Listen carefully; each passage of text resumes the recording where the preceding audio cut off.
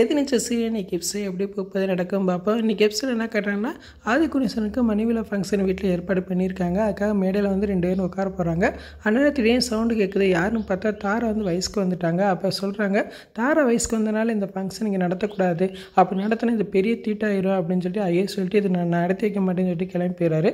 அப்போ விசாலிச்சு சொல்கிறாங்க, அவர் போனால் என்ன பெரிய மனுஷி, நான் சொல்கிறேன், நான் நடத்தி வைக்கிறேன் அப்படின்னு சொல்கிறாங்க. ஈஸ்வரி நீ மேடையில் உட்காருமா அப்படின்னு சொல்கிறாங்க. பிறகு வலிக்க டைமாக ஈஸ்வரி மேடையில் உட்காடுறாங்க. நேரத்தில் ஆதிகுணேசன் இல்லை இந்த ஃபங்க்ஷனே நடத்த வேண்டாம் அப்படின்னு சொல்லிட்டு மாலை தூக்கி போட்டு ஓரமாக உட்காந்து அழுதுகிட்டு இருக்கேன். அப்போ அவங்க தம்பிகளாம் சமாதானப்படுத்திகிட்டு இருக்காங்க.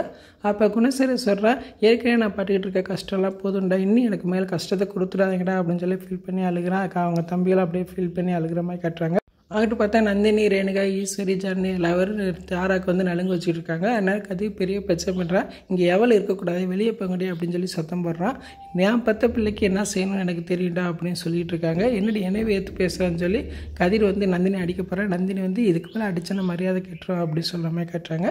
இன்றைக்கி எபிசோட் இப்படி தான் போகுது. ஃபுல் வீடியோ பார்த்துட்டு பேசுவோம். இந்த வீடியோ பிடிச்ச வீடியோக்கு லைக் கொடுங்க, மறக்காமல் சப்ஸ்கிரைப் பண்ணுங்கள். தேங்க்யூ.